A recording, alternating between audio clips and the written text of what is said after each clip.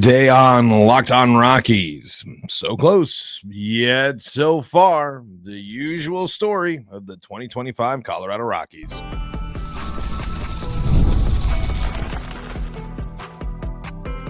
You are Locked On Rockies, your daily Colorado Rockies podcast, part of the Locked On Podcast Network, your team every day. Rock on Rockies fans, welcome into the Locked On Rockies podcast for today, the 17th day of September in the year 2025. I'm your host of the Locked On Rockies podcast, Paul Holden, bringing you your daily Colorado Rockies talk right here on the Locked On Podcast Network, where you can find your team every day. If your team, weird little frog in the throat there. If your team is the Colorado Rockies, you are in the right spot because that's what we do around here, talking Rockies baseball, free and streaming on your favorite streaming services and on the Locked On Rockies YouTube channel, where you can be part of the show. You can be the one to fire off a Rockies hot take. You can let me know what's on your mind when it comes to the Colorado Rockies. And we saw kind of exactly what was the perfect storm for a loss for the Rockies in this one. Of course, the offense coming alive late, but this was a situation in which the Rockies offense stifled throughout there, and not a quality start from their starter. And it's before we dive any further, I'll just let you know that today's episode is brought to you by Gametime. Download the Gametime app, create an account, and use code LOCKEDONMLB for $20 off your first purchase. So another season is coming to a close, and it's another moment here where I hear we have a dejected Kyle Freeland. He was I saw an interview there from Guerrilla Sports talking about just not knowing what to say. It's a tough spot and everything like that. And yeah, it's just highlighted. I mean, it's just tough. I mean, I get the situation. I get where they're at, but it's a situation where it's like they got to be able to turn to you. Like that's a moment where you got to step up. That's like that just, this just can't keep being the norm for you, for Kyle Freeland. I mean, and it hasn't been, and there's been better starts. We've seen these moments, but we've also seen a lot of this. A Marlins team that has been much more interesting than people thought this year. A Marlins team that's got a bunch of young guys and changed a bunch of hands and a bunch of this. The one thing that's interesting about the Marlins, and I'd be curious to hear about what you folks think. Would it be a little bit better to feel like you're in the Marlins position, like a Marlins fan? And what I mean by that is, not being able to really feel like you can build a lot of loyalty to some of these players, not thinking that your team is necessarily going to spend a lot, not like the Rockies are a team that while they do spend a lot, but not be a team overly aggressive in the free agent market, really focusing on, being in-house, using their thing, trading away and utilizing trades, of course. I mean, that's kind of part of what I'm saying. They don't sign long-term deals. They trade away players before they need to sign long-term deals and before they can really get things rolling. Does that appeal to you at all? Like now that we've hit this stage, now that we've hit this moment of the Rockies experience, of how it feels to be Rockies fans, of going through things with the Rockies, would you trade away the legacy, not having a lot of legacy players, not having a lot of guys stay around for a while, not have the Kyle Freelands, the Charlie Blackmons, and their performance is one thing, right? I mean, of course that's a factor, but I struggle to name a single person on this Marlins roster. I struggle to recognize any of them, but yet this is a team that's only 9 games below 500. This is a team that technically stayed relative or in the conversation for much longer than the Rockies have. This is a team that's won the World Series. This is a team that's gone to the playoffs more consistently than the Rockies. This is just another moment again where you're just sitting there, and the Marlins have been ridiculed for what they are for a while, and they deal with the attendance issues, of course, and like I said, not being able to build some of that loyalty with the players. But we've heard Kyle Freeland now give the same speech 6 seasons in a row. And even looking at him and looking in this interview and hearing from him is it just, you can tell that it's sinking in a little bit more, especially for someone like him. Young guys, the guys, making their debuts, the guys having their first opportunities, their guys getting their first knocks in the league, guys getting their first shots, guys getting their first consistent stuff. There's still, time is still there. And Kyle Freeland, the thing that he gets to rest his head on is he got what is very important to just about any athlete, which is their money, which is great. But 3 straight 100-loss seasons, 7 straight losing seasons. I mean, that's a toll. That takes a toll, and you can tell it is weighing on Kyle Freeland right now. And he's a guy that is going to shoulder the burden a lot differently. I mean, this is a situation here where how much longer truly do you have playing the game at a level where you feel like you can compete? And Kyle Freeland, again, it's hit or miss, it's up and down, it's this and that. There's a million of ways to look at it. The Kyle Freeland conversation will never be a simple one for the Rockies. But the clock's ticking.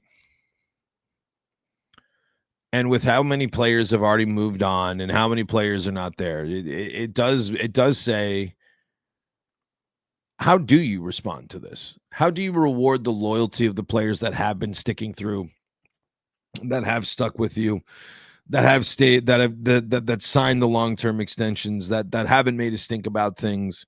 How do you reward them as the front office?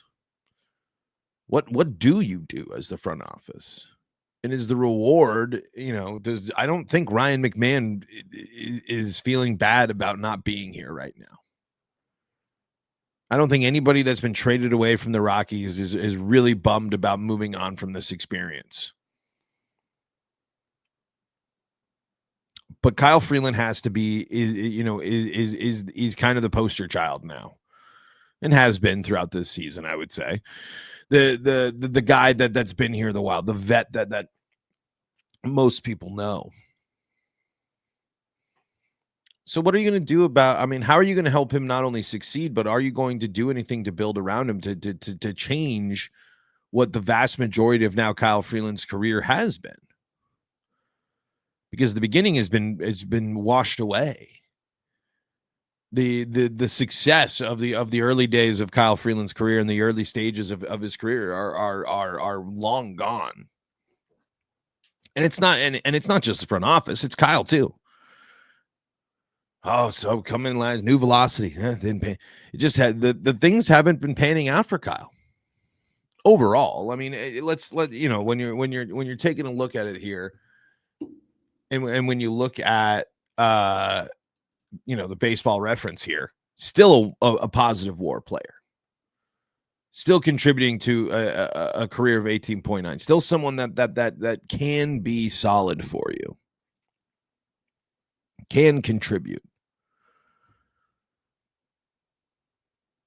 But it's just interesting to see, or just kind of hear in the tone of his voice, where it just is there's no easy answer for any of this. Marlins, a young team of names not a lot of people know, but they've been swinging the bat well, going out with some noise, and if they keep playing the way they do, a chance at being a 500 team, or at least close to it, right around 500. And that's not so bad for the situation that they've found themselves in, and all the ups and downs that they've had to go through. The Rockies have 110 losses and counting. It's never been this bad for the Marlins. It's never hit this stage. It's never hit this many, and they've had plenty of bad seasons. They've had plenty of moments, but I don't know if no team's ever done what the Rockies really done. Or actually, no, one other team, right? It's just the Astros, and after the Astros lost 3 straight 100-loss seasons, They became a powerhouse team that's now solidified themselves at the top of their division for, what is it, damn near a decade now?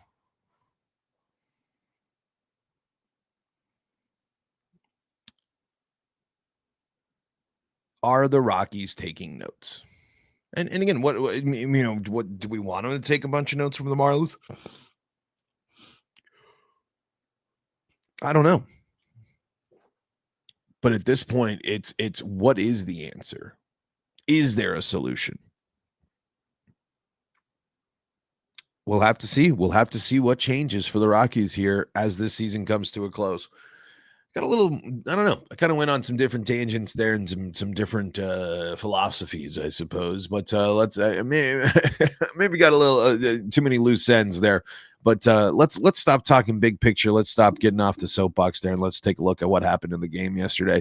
A game that actually was really frustrating for the vast majority of it. But as the Rockies have shown, and credit where credit is due, they have shown fight, especially late in ball games.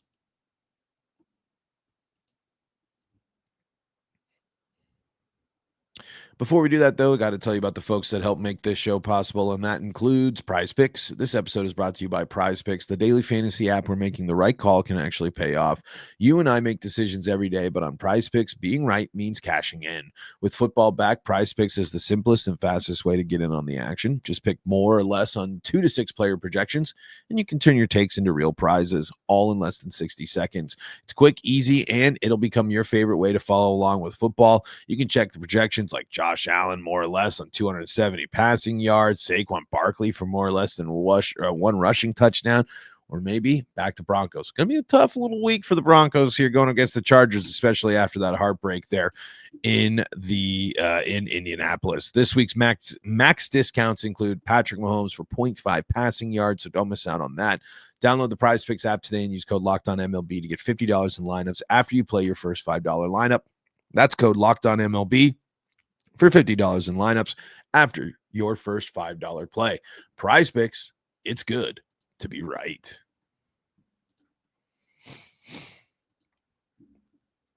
Locked On Rockies here, back with you for segment number 2 of today's episode of Locked On Rockies. And it was a tough one for the Rockies. Again, Kyle Freeland allowing the 6 earned runs over 5 2/3, 8 hits, 1 strikeout, and 1 walk also in that time.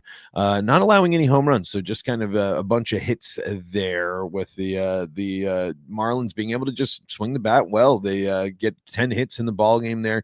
Have all but 2 of their starters getting base knocks in this ball game. A lot of people with multi-hits there, multi-hit games. As man, it's just a team of guys that, like I said, I don't recognize really like any of these names here. And they got this Jacob Marcy, who has batting .319 with 5 home runs, 29 RBI, and OPS there of 928. And he's only played in 44 games, 163 at-bats, coming on the scene and immediately making an impact there, helping out the Marlins here and getting the job done. And let's see here. Also, let's learn a little bit more about Dane Myers, 233 average there on the season, 6 home runs, 29 RBI, 620 OPS. He's only played in 100 games this year. Well, I should say that's but still that's a good chunk. That's not the full season. That's not a 120, 130 type of player there.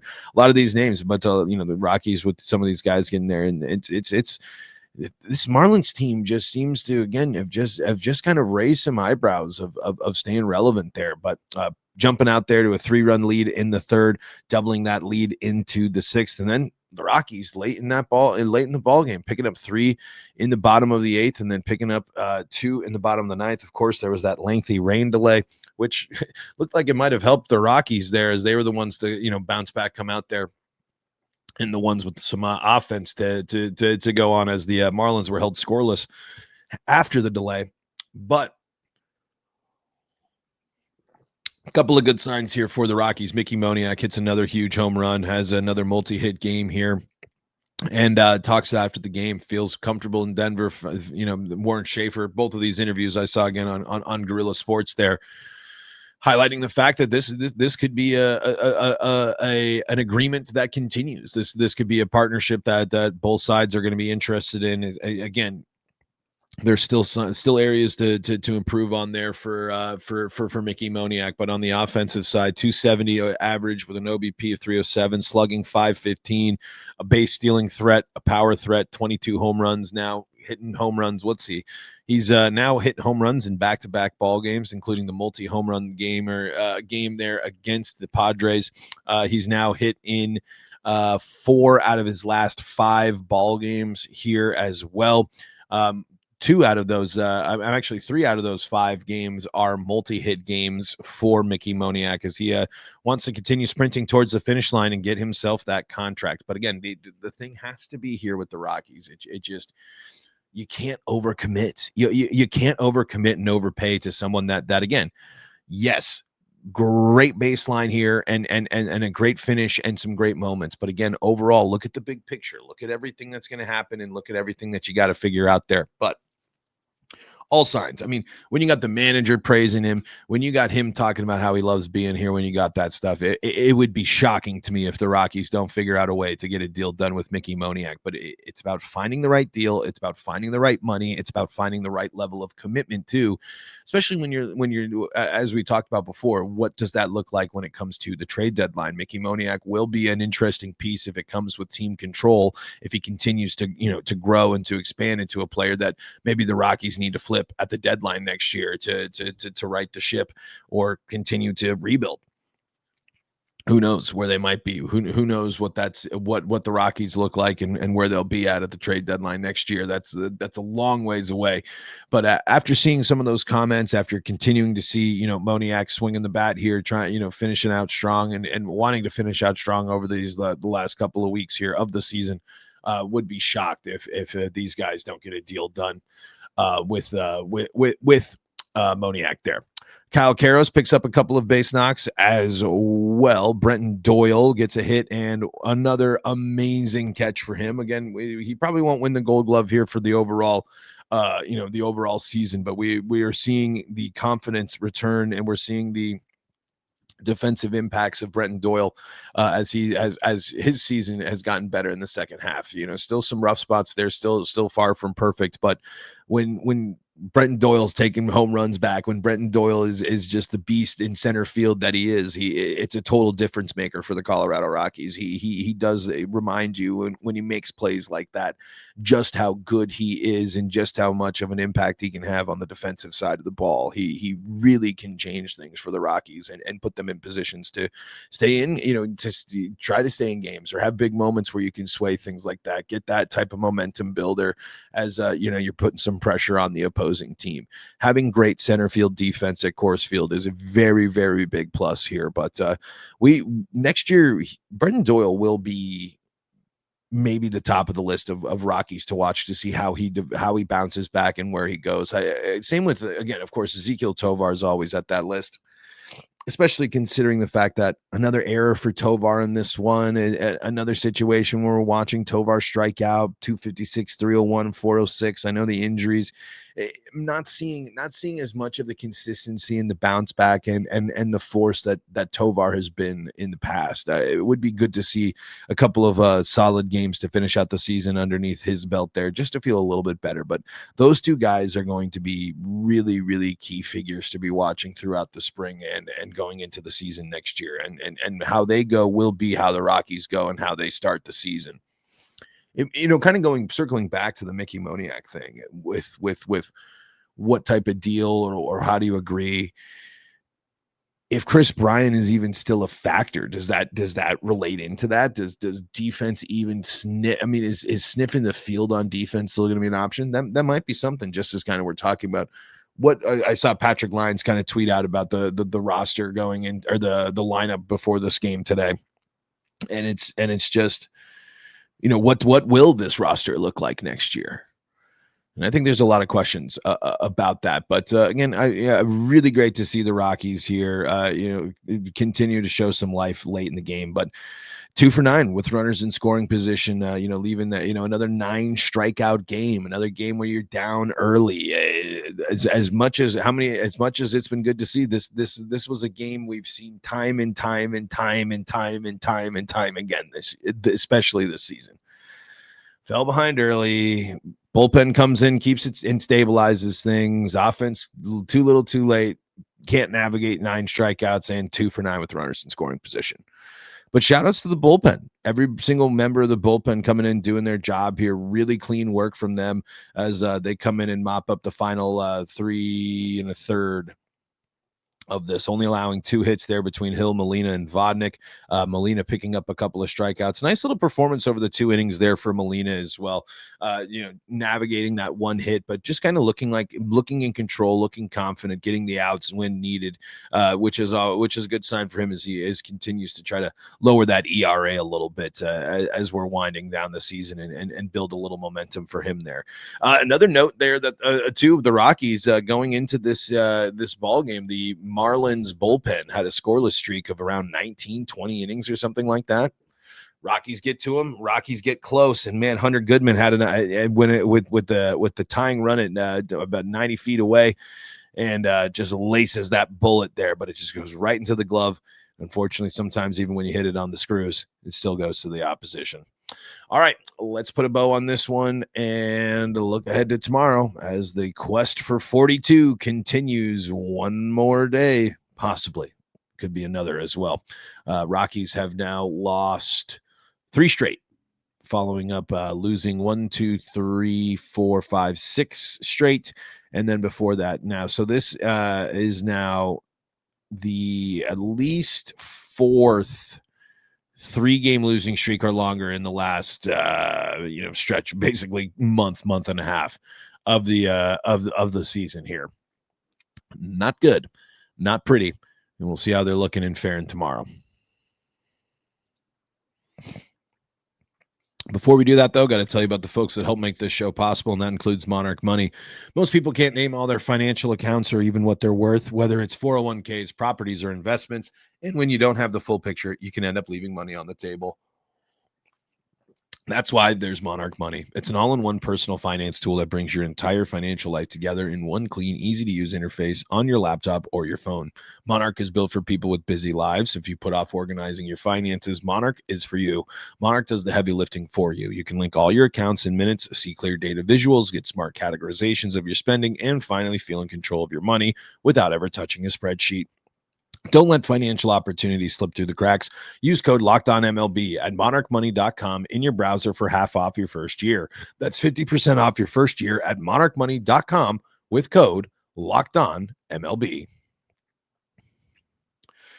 We are also brought to you by the good folks over at Gametime. There's nothing like catching a baseball game live. The energy, the crowd, the chance to see your team in person. But actually getting tickets, that's the tough part. Queues, login screens, surprise fees. It takes all the fun out of it. That's why I use Gametime, the app that gives the advantage back to fans. Gametime is fast, easy, and backed by the Gametime guarantee. You'll always get 100% authentic tickets delivered on time and at the best price. Plus, all fees are included. So the price you see is the price you pay. If you're going to a venue you're not familiar about, maybe you're checking out Coors Field for the first time. If you're an out-of-towner, I'm not sure. It's going to make it super simple, and you're going to be able to see your exact view from the seat with the panoramic seat view, and fees are included. Know your total up front with no surprise fees at checkout. It's faster, cheaper, and less stressful than any other way you'll buy tickets. Download the Gametime app, create an account, and use code LOCKEDONMLB for $20 off your first purchase. Terms do apply. Again, that's promo code LOCKEDONMLB for $20 off. Swipe, tap, ticket, go. Download Gametime today. Locked On Rockies here, landing this plane for today. Frog in the throat, just loving to stay there. I don't know what I did to deserve this, but that's all right. So if the voice sounds a little weird, I apologize for that. All right.